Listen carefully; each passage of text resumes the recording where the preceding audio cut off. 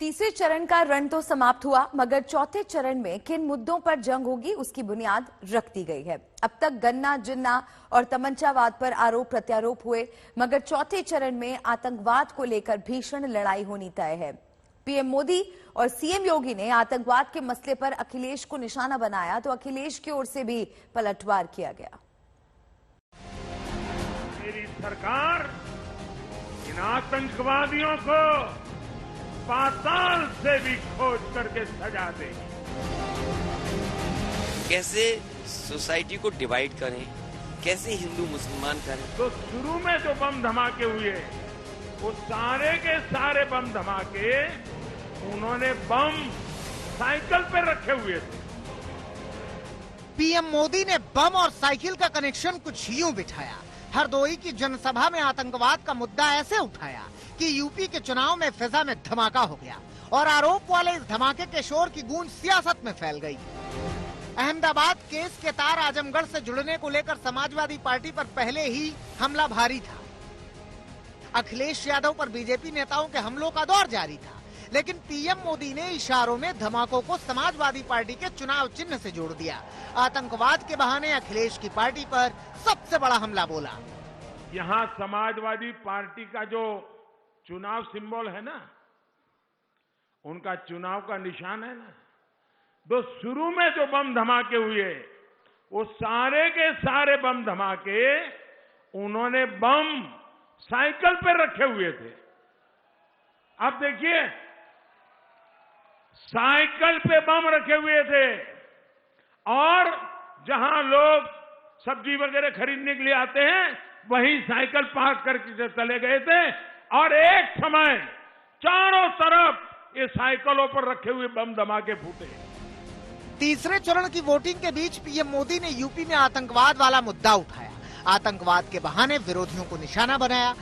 आतंकवादी घटनाओं को आम आदमी से जोड़ दिया। बारूदी हमलों का मुंह विपक्ष की ओर मोड़ दिया। जो लोग इन धमाकों में मारे गए थे, धरती खून से लाल हो चुकी थी। माताएं बहनें के आंसू रुकते नहीं थे। मैंने उस रक्त से गीली हुई इस मिट्टी को उठा करके मैंने संकल्प लिया था कि मेरी सरकार इन आतंकवादियों को पाताल से भी खोज करके सजा देगी। पीएम मोदी के इस तेवर ने यूपी में अगले दौर के चुनावों की दिशा तय कर दी है। साफ है कि यूपी चुनाव में चौथे दौर के दंगल में जिन्ना, गन्ना और हिजाब के बाद अब आते जाते आतंकवाद का मुद्दा भी छाया रहेगा। अहमदाबाद सीरियल ब्लास्ट के फैसले से बीजेपी के हाथ नया हथियार आ गया है। याद करिए, जब अखिलेश यादव प्रदेश के मुख्यमंत्री बने थे, उन्होंने पहला निर्णय लिया था भाइयों बहनों, आतंकवादियों के मुकदमों को वापस लेने का। वे आतंकवादी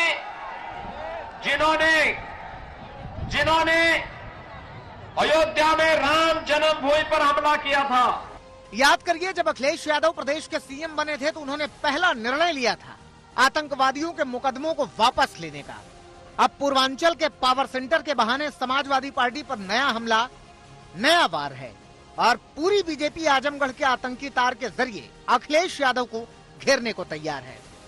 जिन्होंने पहले आतंक को संरक्षण दिया हो, अपराधियों को संरक्षण दिया हो, अहमदाबाद बम धमाकों से सीधे तार पर समाजवादी पार्टी के जुड़े हों, आखिरकार आतंकी परिवार का समाजवादी पार्टी का कनेक्शन क्या है?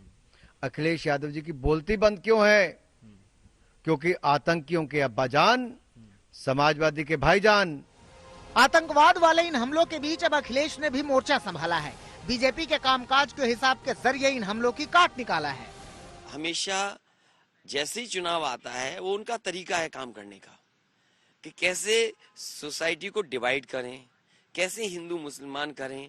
हर पुरानी नई चीज या सदियों पुरानी चीजों को उखाड़ करके लाएंगे और जनता के सामने रखेंगे। लेकिन आज नौजवान जागरूक है, आज नौजवान नौकरी रोजगार चाहता है। कोविड के समय पे उन्होंने संकट देखा है, परेशानी देखी है कि उन्हें अस्पताल नहीं मिला, दवाई नहीं मिली, बिस्तर नहीं मिला और ऑक्सीजन ही सरकार नहीं दे पाई।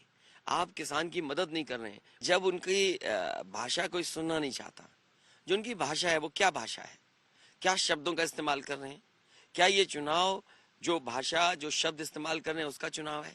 चुनाव उत्तर प्रदेश का इसलिए है कि आपने जनता को जो वादे किए थे, जो किसान को कहा कि आय दोगुनी हो जाएगी, आप आय दोगुनी नहीं कर पाए, आप किसानों का धान नहीं खरीद पाए, लूट हो गई धान में, आप किसानों को खाद और डीएपी समय पर नहीं दे पाए, बोरी में चोरी हो गई। तो ये जो सवाल हैं, इनका जवाब भारतीय जनता पार्टी पे नहीं है।